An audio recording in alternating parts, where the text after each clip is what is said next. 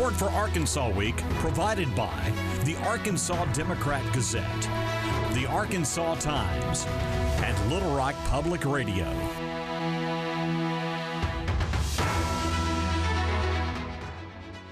Hello again, everyone, and thanks very much for being with us. Our broadcast this edition has one overriding focus: the Arkansas economy, nestled as it is in a larger national, indeed global framework. Multi-state, multinational, business, retail, ag, and tourism for all segments. What the Federal Reserve didn't do this week was about as big as what it might have done. Bottom line, no change in interest rates. That, as the latest measure of the Arkansas economy arrives, the latest month's tax collections at the state level. That follows a September report that was a few $1 million below the same month a year ago, yet still better than projected. Dr. Jeremy Horpedahl of UCA's Center for Economic Research joins us now. Jeremy, same in this latest batch of numbers, below forecast, but still ahead of last year. Yeah, that's right, Steve. So I always look at the forecast and last year. Right. Think about the forecast for this year. Year to year, yeah. They were only predicting 1% economic growth for this year. So when we talk about what the forecast was, that budget is based on that forecast.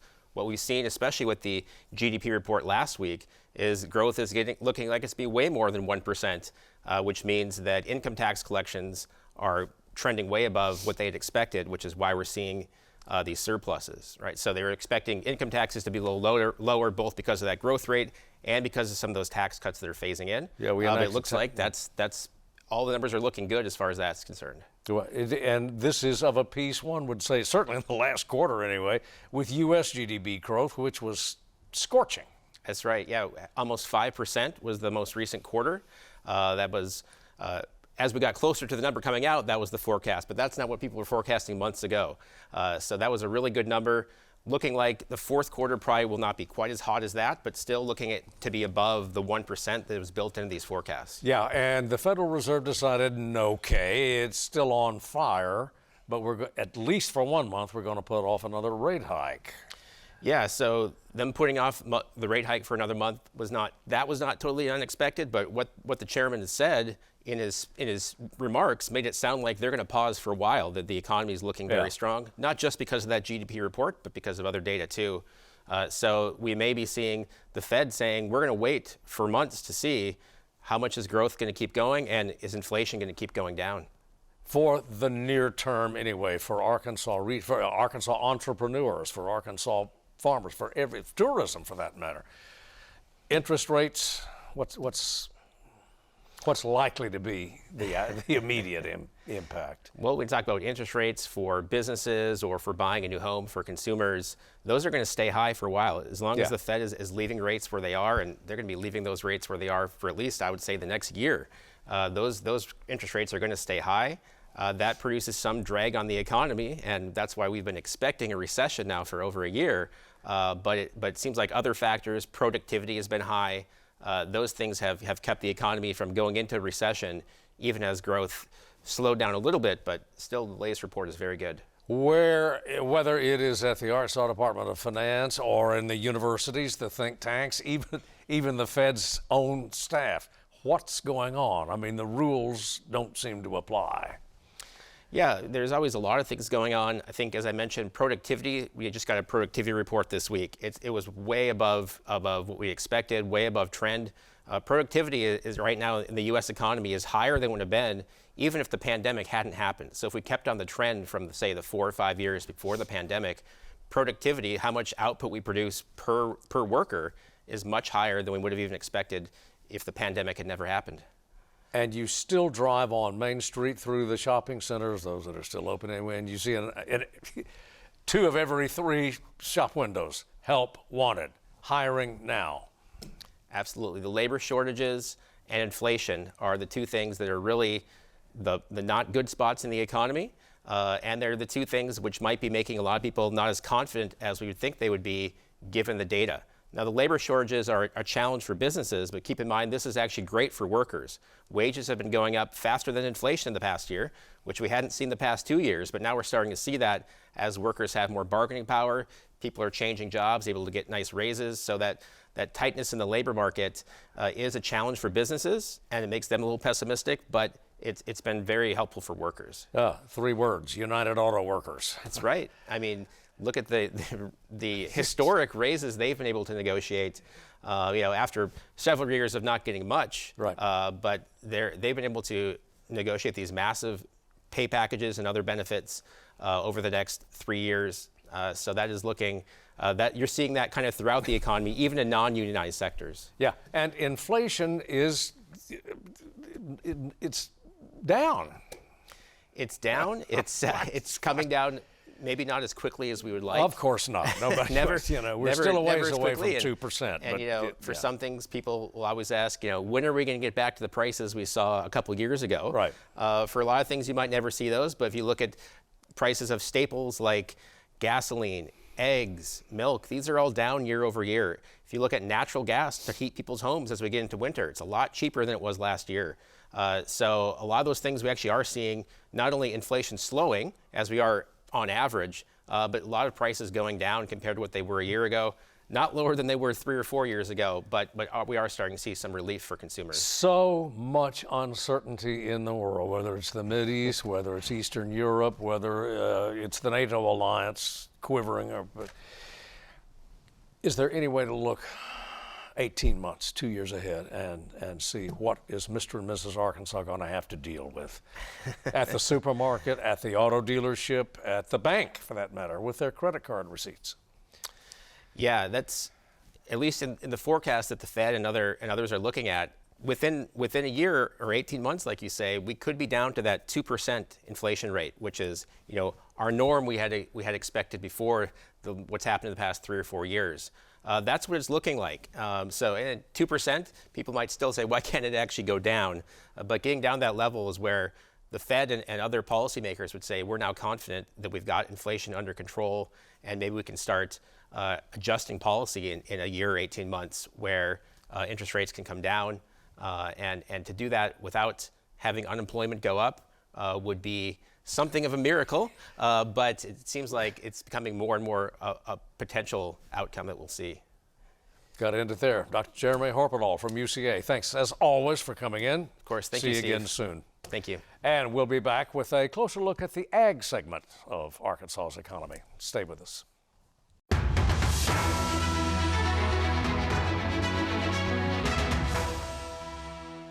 And we are back with more now. It is always ag time in Arkansas, but sometimes are a bit more crucial than others. Harvest time, one of them. It's been a challenging year for the ag sector. It usually is. And the season, this one, could prove more challenging than usual. At stake is a huge portion of the Arkansas economy, of course. State Ag Secretary Wes Ward joins us now. Mr. Secretary, thanks for coming aboard, as always. How does our harvest look right now? How does the crop look? Yeah, it's been, as you said, it's been a challenging year, but we're just about through on the row crop side of the row crop harvest, and so I think the yields have been good. Prices haven't been as great as what we would like, but people have been catching the weather breaks where they needed to and been able to get in the field and get the crops harvested. So we're very close to being done across the board on the row crop side. Of course, Arkansas is a very diverse agricultural state, and so you have forestry, your livestock, poultry, and just this week we had an incident of avian influenza, so that certainly impacts the poultry side. But very diverse agriculture production. We're just about through with harvest on the row crop side, and so hopefully we're setting our producers up to be able to move forward past this year. Yeah, I want to stay with row crops for just a second. You mentioned prices. What's the margin this year compared to previous years? Yeah, it's definitely tighter, and that's, farmers are used to dealing with that. A lot of that has to do with the basis, and the Mississippi River levels are low, and so because it's been hot and dry, the river levels have been low, so that increases the cost that a producer, or of course the cost that they would receive when they're delivering their crops. And so tight margins, but producers are used to dealing with that, and that's where the higher yield has been helpful. We just wish prices had been a little bit better in the basis, and the river levels had been higher. Well, I wanted to stay with that too because transport was on my list of things to bring up. It's been a matter of torment for the ag sector. Low river levels, and we don't usually think about that, but this year it was a significant factor, was it not? It was, yeah, and we've seen this the last couple of years with the Mississippi River levels being the way that they've been, and I think that is just a shift in and weather patterns. And so, we've had a hot and dry period in Arkansas. We had several counties that hit drought, D3, severe drought conditions in Arkansas. We had good rains this week, which will certainly be helpful. And so hopefully we'll see those river levels start to increase. But to your point, transportation is incredibly important, not just for our agricultural commodities, but for everything that comes up and down the river. Well, talking about fuel prices, there has been great fluctuation in diesel particularly, well, all kinds of fossil fuels, petroleum distillates anyway, over the last year, really wide swings. It has made planning very difficult for the ag sector, not only for farmers, but for shippers and fertilizer producers as well. What impact has that had? Yeah, it's another piece of the uncertainty that producers deal with every year. So you've got the changes from the river levels, but also just buying the inputs that they need, whether that's fertilizer or fuel. So where they can, they're trying to lock in prices for next year if they can get a decent price. But there's been so much fluctuation that's been challenging. And looking at some of the prospects, especially for diesel, aren't looking good. So I know producers are already looking to next year and trying to lock in prices and buy in bulk wherever they can, just to try to be prepared for next year. But there's a lot of uncertainty. You throw in the farm bill, you throw in all of those factors too that just create uncertainty. There's always a lot of uncertainty, but this year there seems to be more than usual. Well, here's some uncertainty as well, and that's interest rates, which affect every sector of the economy, ag especially. Federal Reserve, as you know, a couple of days ago decided to leave interest rates where they were, but it left open the door to a next month, or within the next couple of months anyway, another increase in interest rates. You're already fighting inflation in the ag. Like every aspect of the economy is fighting inflation. It's down a little bit, but still a significant factor. How is that likely to affect us on the short term? Yeah, so it's it has an impact on whether someone's leasing their ground and how much their rents are to lease that ground. It has an impact on their loans, their operating loans that they're taking out. Hopefully they can get low-cost loans to be able to put their crop in the ground the following year. So it has an impact across the board. People often take it for granted the impact of interest rates, but when you've got a sizable operation, you've got a lot of money going into that. It takes every little bit of those interest rates makes a difference on whether a farmer or producer is going to be profitable that year. So it has an impact without a doubt. What do you see as a near-term impact anyway, or is there time in the new year's just right around the corner to recover? Yeah, that's right. Yeah, so I think the University of Arkansas has done some studies, and our net farm income is going to be down this year, pretty sizable amount. So the one estimate was about $1 billion lower this year, which that's a big decrease in 1 year. But overall, from 2015 to 2022, we're still above average. So I think we're sitting okay. We're not where we would like to be. Does it have a short-term impact? Absolutely. We're down from last year. Those swings and cycles happen, but hopefully, farmers are optimists, and so we're always hoping that next year will be better. Well, here, and we've got just a couple of minutes remaining, Mr. Secretary. I wanted to bring this up, and that is the matter of foreign ownership, particularly, specifically Chinese ownership of farmland. Arkansas is involved there. The Attorney General has indicated he wants an even tougher rule. What says the Agriculture Department? Yeah, 100%. So we have been involved in this discussion from day one, both with Governor Sanders as well as her office and the governor's office and the Attorney General's office. And Governor Sanders has been very supportive. She understands what's at stake here and has given us the tools to be successful and made the big announcement on October 17th about the 160 acres in Northeast Arkansas. So she's taken a very firm position as well. And when some people say it's just agriculture, what difference does it make? But when you dig a little bit deeper and you see that Kim China, who owns Syngenta, is on the Department of Defense list as a Chinese military company doing business in the United States, it causes people like, oh, I didn't know that. So we're definitely taking it very seriously, and the governor, with her leadership, has helped us move forward with that. Are you concerned? How concerned are you, sir, or are you concerned about retaliation?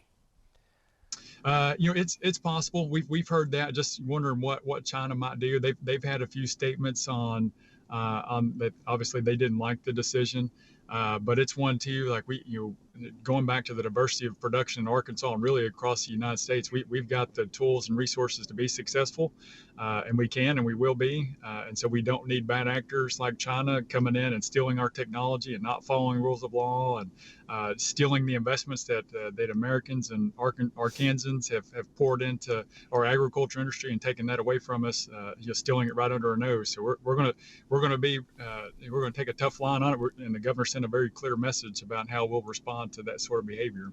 Got to leave it there, Mr. Secretary, because we're out of time. Thanks for joining us. Thanks for pulling over to join us anyway. Absolutely. All right, yes, drive sir. Thank safely. you. We'll be back with more in just a moment.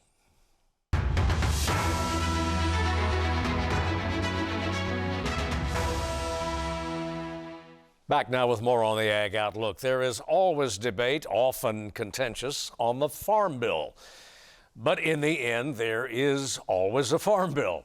The debate is on what it contains, who it benefits, and how much it costs.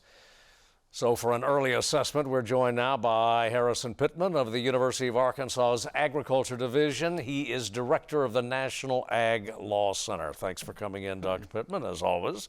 Glad to be here. Thank you. Farm Bill is almost a misnomer. It's as much, maybe more urban than it is rural. It's a mix, particularly since the 1970s. There was a political alliance formed between what we generally would call the nutrition community and what is traditionally thought of as the ag community. Largest piece of the Farm Bill in terms of funding is devoted to the nutrition title, which is primarily supplemental nutrition assistance. That's true. Good. What's Arkansas looking for in the Farm Bill? This one's about to expire. We need a new one. Yeah, so Arkansas would be looking for the things that it typically looks for: some certainty. First of all, you have to think of when you write a Farm Bill in this year, you're really not writing it for this year. You're thinking 5 or so years down the line. But in particular, in Title I, which is otherwise more commonly known as the Farm Safety Net, that's your price and income support programs. That's very important to the row crop industry. So that would be a top shelf issue for Arkansas. And conservation programs and any changes that occur there.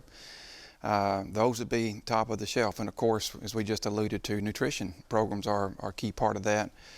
Some areas that a lot of people are watching, and of course, it depends on how the process moves forward and frankly, whether the process moves forward in Congress, particularly on the House side. What do you mean weather now? Okay, I'll explain that.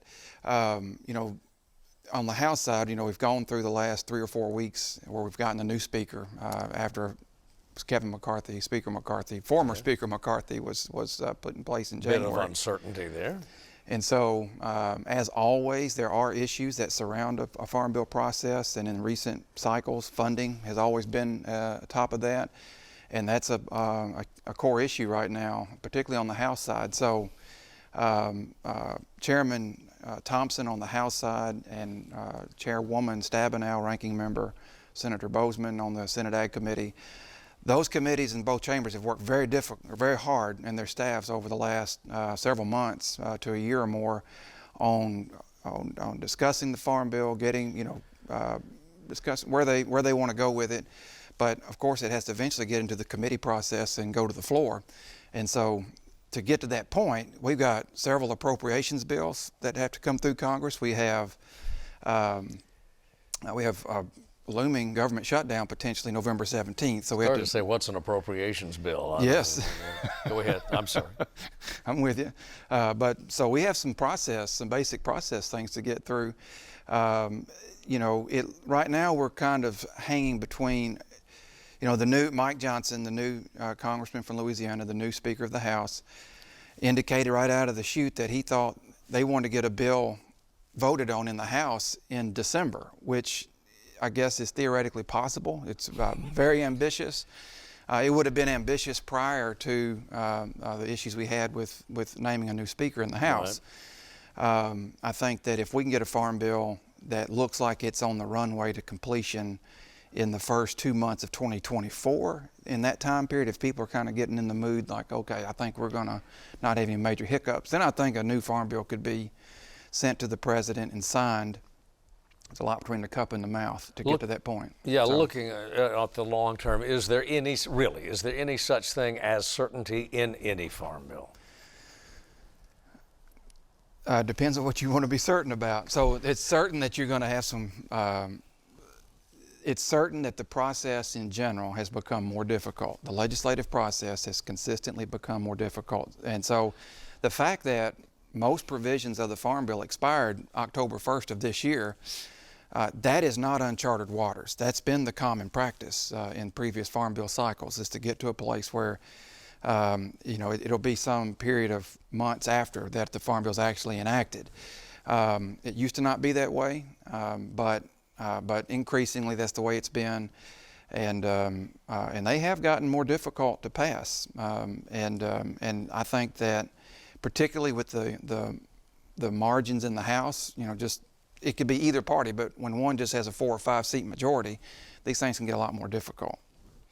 In terms of the certainty of the ag, anything resembling certainty in the ag sector, but the ag sector is captive not only to the Farm Bill certainly, but to other federal agencies as well. And I'm thinking specifically of the EPA in terms of groundwater usage, pesticides, land use, whatever. Oh man! So there, a lot of dangling things there. So. In general, if you start with a kind of a general overview, there's really not a more regulated industry in the country than agriculture. There's nothing that goes on in ag that doesn't have a federal or a state law and or regulation, and oftentimes even an international component that goes with that. Trade. Now, with EPA, some of the major issues there, you touched on pesticides, and the Clean Water Act would be 2 major areas that have been ongoing issues but have spiked in recent weeks and months. I don't know how much you want to unpack either one of those, but on the Clean Water Act side, the United States Supreme Court issued a decision in June. The short title is SACIT, and it deals with what is the definitions of waters of the United States. And that is the latest salvo in what's been an ongoing legal and regulatory battle since 1972, because that defines what is the scope of federal jurisdiction on private lands in Arkansas and in other states. For EPA as well as the Corps of Engineers. The current administration, the Biden administration, issued a rule that was intended to replace the Trump rule, which was intended to replace the Obama rule. And so that has multifaceted litigation. Arkansas is a party to, I think it's 22 states that filed a challenge to the Biden rule. To a previous rule, put it that way, and so currently, Arkansas is actually under the pre-2015 WOTUS rule, while other parts of the country are under a different rule. We're really in the weeds now. Go. And then on the pesticide front, I think that's probably the #1 issue for the ag industry, and basically, this is an arena that has a tremendous amount of litigation and regulation involved. Do you see an end point? Is there near term anyway? Not near term. Right now there's a huge interaction between EPA and the U.S. Fish and Wildlife Service under 2 different statutes. One is the Endangered Species Act, and in that world coming into the world of pesticide regulation under another statute called FIFRA, or the Federal Insecticide, Fungicide, Rodenticide Act. And that promises to change the landscape of pesticide use and regulation in the United States. It already has changed, and it's a significant, very significant area. Less than a minute remaining, but I want to squeeze this in if I can, and that's foreign ownership of farmland. Now, Sure. you've testified on it. You've studied this extensively and testified on it. What's wrong with that? Okay, what's wrong with the foreign ownership? Yeah, I mean, well, I guess it depends on who you ask. So just start with the numbers. Arkansas basically tracks the overall national statistics, meaning nationwide, roughly 1/2 of foreign ownership is in the forestry sector. And then roughly a fourth is in row crop or cropland, and a fourth is in pasture land. A lot of that comes down to long-term leases, which are like solar and wind. The issues that have played out in the country are really related to primarily China, but also Russia, North Korea, and Iran, in seeking to prohibit foreign ownership of those in either land or land near military installations. I hate to end it there, but we're simply out of time. Sure. Come back soon. Absolutely. Thank you. And that does it for us for this week. As always, we thank you for joining us, and we'll see you next week.